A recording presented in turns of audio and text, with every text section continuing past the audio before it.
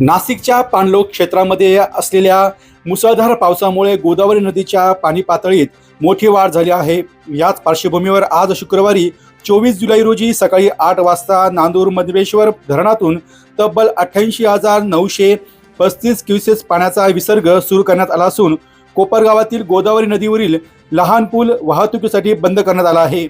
नाशिक पाणलोट क्षेत्रामध्ये सतत सुरू असलेल्या पावसामुळे नांदूर मधमेश्वर धरणातून 88,935 क्युसेस पाण्याचा विसर्ग गोदावरी नदी पात्रात करण्यात आला आहे। या मोठ्या विसर्गामुळे कोपरगाव परिसरातील गोदावरी नदीच्या पाणी पातळीत वाढ झाली असून पुलावरून पाणी जाण्याची शक्यता असल्याने सुरक्षेच्या दृष्टीने प्रशासनाने कोपरगाव गोदावरी नदीवरील लहान पूल तात्पुरता वाहतुकीसाठी बंद केला आहे। त्यामुळे नागरिकांनी पर्यायी मार्गाचा वापर करावा असे आवाहन देखील करण्यात आले आहे।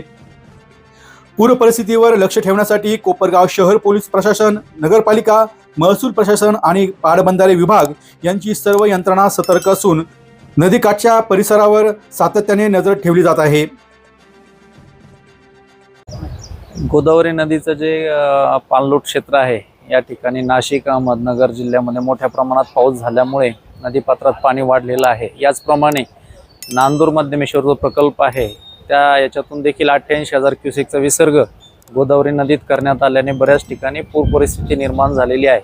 तर सर्व नागरिकांना आव्हान आहे की कोणीही नदी, नाले किंवा इतर ठिकाणी ज्या ठिकाणी पूर परिस्थिती असेल त्या ठिकाणी पासून दूर राहावे। तसेच कोणीही वाहने किंवा आपण स्वतः पुराच्या पाण्यामध्ये कुठेही जाऊन आपला जीव धोक्यात घालू नये असे पोलीस विभागातर्फे सर्वांना आवाहन करण्यात येत आहे। तर अशा परिस्थितीत खास करून मोबाईलमध्ये सेल्फी काढण्यासाठी अनेक युवती नागरिक या ठिकाणी येतात, अशांना आपण काय सांगणार? सर्व जे रील्स किंवा बाकीचे जे फोटो व्हिडिओ शूटिंग करण्यासाठी येतात त्या सर्वांना विनंती आहे की कोणीही नदीच्या पाण्याजवळ जाऊ नये। कोणी अशा प्रकारे नदीच्या पाण्याजवळ जाऊन जीव धोक्यात घालत आहे असं दिसून आल्यास पोलीस विभागाकडून कडक कारवाई करण्यात येईल। डी न्यूज वृत्तवाहिनी सामाजिक, शैक्षणिक, राजकीय, धार्मिक, सहकार, सांस्कृतिक, कृषी या सर्व चालू घडामोडींचा वेध घेणारी वृत्तवाहिनी डी न्यूज वृत्तवाहिनी, वेध वर्तमानाचा।